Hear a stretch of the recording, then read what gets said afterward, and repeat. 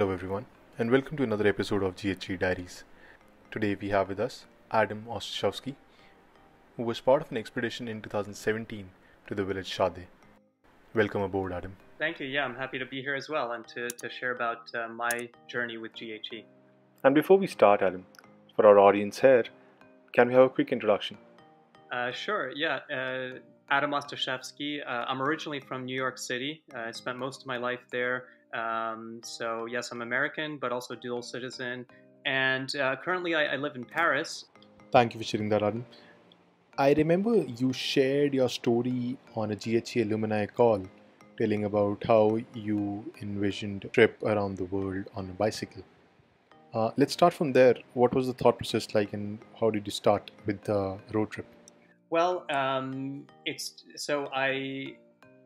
I started out by going to South America for a few months, and that was really meant as a transition trip. I was kind of in between projects, you could say. I was living in California and San Francisco at that time, just finished working for a startup, and I was thinking about what to do next. I went down to South America for 2 months and did a motorcycle tour around Patagonia, which was fantastic.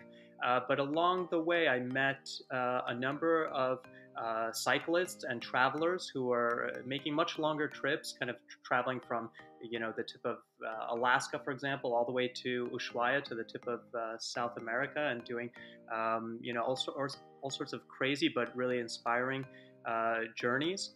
And I decided why not? I've always wanted to do really a much longer kind of journey, and I decided to trade in my motorcycle for a bicycle, which was in line with my whole sustainability outlook, and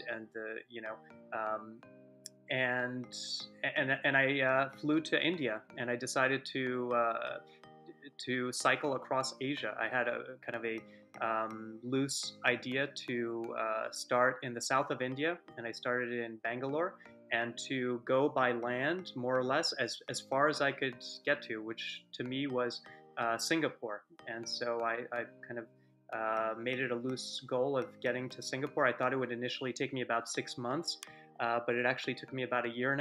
So and many adventures along the way, many kind of projects, and kind of it wasn't a straight line. It was a bit of a zigzag, and I went down some meandering paths along the way. One of those was GHE, actually. So while I was in India, that was one of the projects that I ended up doing, which just worked out perfectly, because I was already there, and I found out about this project, and to me it just it was just very much aligned with what I was looking to do. Thank you for sharing that, Adam. This brings me to my first question. How did you actually get to know about GHE, since you just shared that you were on a road trip around India? How did you get to hear about GHE? Yeah, well, I think it was that I received an email from a good friend of mine who saw an announcement for GHE posted, I believe, on an MIT Energy Club forum or something like that. And it's a mailing list that I'm part of as well, because when I lived in Boston, I was very much involved with the MIT community and the energy and clean tech community there. So my friend forwarded me this thing. He saw this announcement, and because he knew that I was cycling across India, and he was like, "Hey, this could be interesting for you." And in fact, yeah, when I looked at it, I was like, "Yeah, I have to do this. This is just totally makes sense." And I was very much looking forward to opportunities to do some kind of project, some kind of volunteer work, and also use it as a learning experience for myself to understand more about the challenges and also the opportunities of renewable energy in developing countries, in kind of challenging environments. And and GHE just was a very natural fit. So when I learned more about the project and I read all about it, I was super excited about it, and I immediately started working on my application, and soon afterward, I had a call with Paris, and I learned more about the program, and I got accepted, and yeah, the rest was just kind of flowed from there. So yeah, it was a very exciting, very serendipitous actually, because I received this email or this message from my friend. It was right around, it was maybe like a few days before the deadline to apply. And I was already in India. I was, maybe around Delhi, I think at that time. I was pretty close to, to the project as well. And, it was just some kind of luck that I found out about this at the right time. It's almost wonderful how things work out, right? Absolutely. Now that you share that you wanted to work for these developing communities, these developing countries, you must have come across a lot of initiatives, a number of initiatives that work within the communities or with the communities and trying to make an impact. But why? What was special about GHE that made it stand out, and that made you choose GHE over others? Well, the more I learned about it, the more it was appealing. I mean, it really just combined so many things that I was interested in, and drawn by in terms of a project or something to work on. I really liked the fact that it was a volunteer-based project where we were going to be the ones to actually learn how to install and put up a microgrid and actually go out and do the installation ourselves. So it was very hands-on. Uh-huh. It was going to be in this very remote place deep in the Himalayas and the mountains, which is an area that I wanted to explore anyway. Even if GHE didn't exist or I didn't find out about it, my plans were to go into the Himalayas and to spend some time there because of, I was attracted to the sheer remoteness and the beauty and the rawness of the nature there. And then because it's such a remote place and because it's deep in the Himalayas, it's only natural that there's a need for, or there's an opportunity for, off-grid solar electrification. So this is a topic that I was really interested in getting deeper on and understanding. Like I said, what are the unique challenges and opportunities of rolling out microgrids and doing distributed energy projects in in remote places. So it really, from all these aspects together, it just was a very compelling thing for me to want to be a part of. That sounds wonderful, Adam. I mean, the ideology of GHG fitting in with your motive of helping the communities is something that probably hit the right chords at the right time. Let's get to another important part of the expedition, which is the finances of the expedition.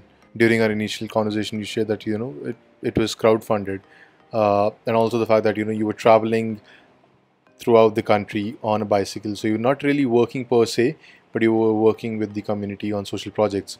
So how were you able to manage with the finances for the expedition? Yeah, maybe that was one area that I maybe was a little bit anxious about because it was understood that I think we had to fundraise about $3,000 per person, and I think it was I'd never done a such a large fundraise. I'd done some small things previously, but not not to that level, and but it ended up working out pretty well. I mean, really, if you have time, if you have a plan, if if you know in advance what you're signing up for, and you just kind of go about it with some kind of strategy. It all kinds of. I think it's very manageable. So in my case, yes, I was traveling. I mean, personally, I didn't have a lot of funds to contribute, so I was looking more to fundraise from, through crowdfunding, and that's what I did. I launched a GoFundMe campaign for to raise the money, and I raised the majority of it. I think I did also contribute some percentage of it, but the majority of it was raised from my friends and family. And primarily, what I did was to post about this project, about GHE, about what I was planning to do on Facebook. I believe I was, pretty active at the time using Facebook, and so it went out to. I have a pretty wide network there, and and people saw it, and people started to contribute, and it did take a little bit of time, but I think in about a month or so, I had raised the majority of the funds that I needed for the trip. So it ended up working out pretty well. Thank you for sharing those insights, Adam. I guess they might come handy for anyone who really wants to crowdfund any kind of initiative. And now to another important question that I have is about the impact that you think that you guys made going into Shade, a village where there's no electrical infrastructure available, and coming when you left it, the village had electricity, their own sustainable source of electricity. How was it feeling like, and what do you think of the impact that the participants on the GHE expedition tried to make this in this way? Yeah, it was an incredible experience. I think that was really kind of like the exclamation point, or like the climax of really the whole experience. Because we spent over a week. I don't know if it was like almost 10 days, probably, to get there. And it took a lot of perseverance, a lot of energy on the part of a team of we were almost 30 people, I think. Trekking across this the Himalayas to get there. So I think that the villagers were incredibly, showed so much appreciation and gratitude for the fact that we, had made this journey, and had all of us had spent a lot of time and personal effort, and even raised the money and everything, and spent time to do the installation there, working with them, also teaching them about the system. So what we felt was a tremendous amount of gratitude, and I think we felt like it was really a great accomplishment on the part of the team. It was really a team accomplishment, and we couldn't have done it. It's not the kind of thing that one person can do by themselves, to just go to a remote village in the Himalayas and organize all of these things, that all these materials, and raise the money, and go and by themselves deploy and install a microgrid system to electrify a village for 60 people. It's something that you really need a team to do something like that, and it felt really great to be part of that team. The feeling of accomplishment was really really tangible, and at the end, when it was this celebration, it was really it was not just us celebrating our accomplishment, but it was together with the villagers. It was we were very happy to be part of that, but we were only passing the torch. We were only passing something, this infrastructure, this electricity, this light to the villagers, and we were celebrating with them that they were going to have this new resource that would empower them in many ways, that would bring them light, would bring them new access to new capabilities, to set up perhaps a learning center, to be able to have more communications with neighboring villages, to have opportunities for income generation through like a mountain homestays program, or through other types of programs. So it was really a sense of a sense of empowerment, and you could feel that the villagers were understanding that this was a kind of a big moment, for them, a big change, and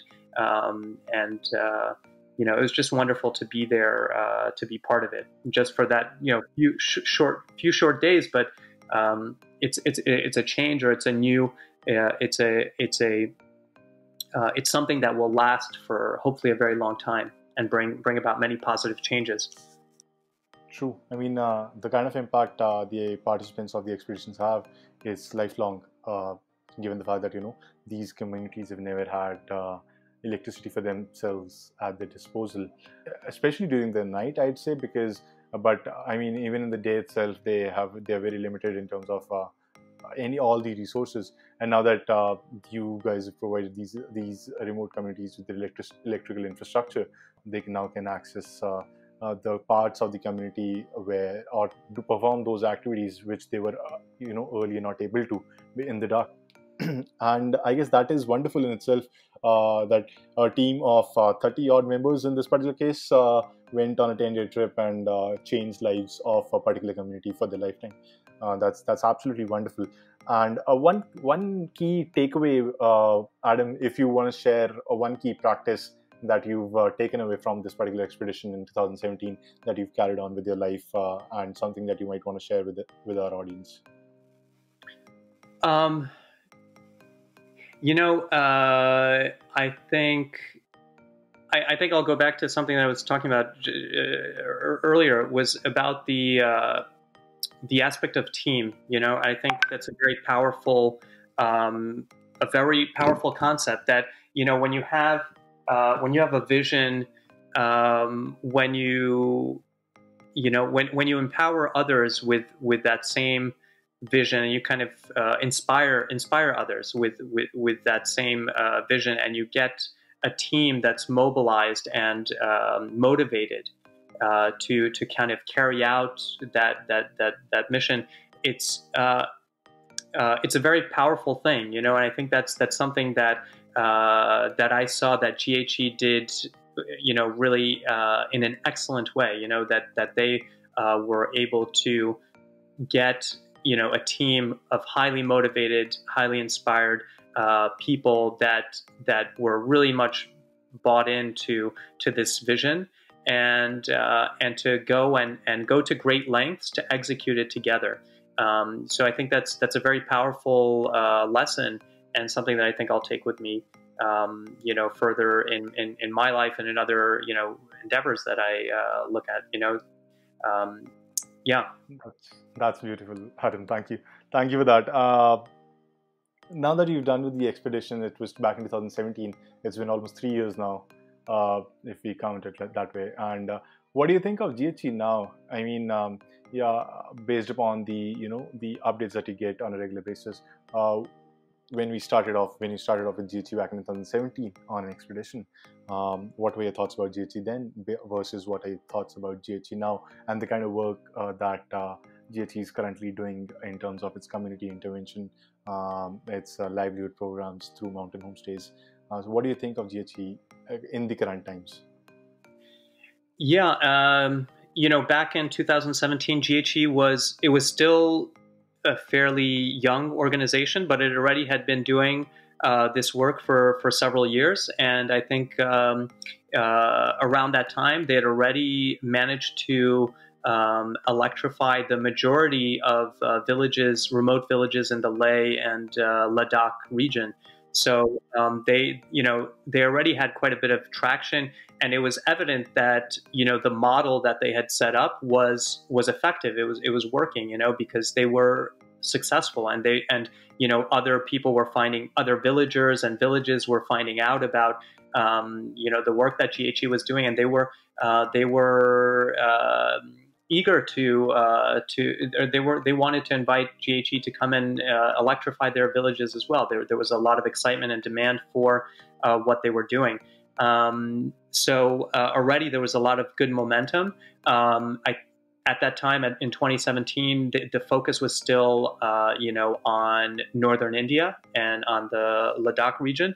But already there was a little bit of talk about, taking that model and kind of maybe replicating it and kind of scaling it a little bit, to impact a more broader geographic, area and reach more communities.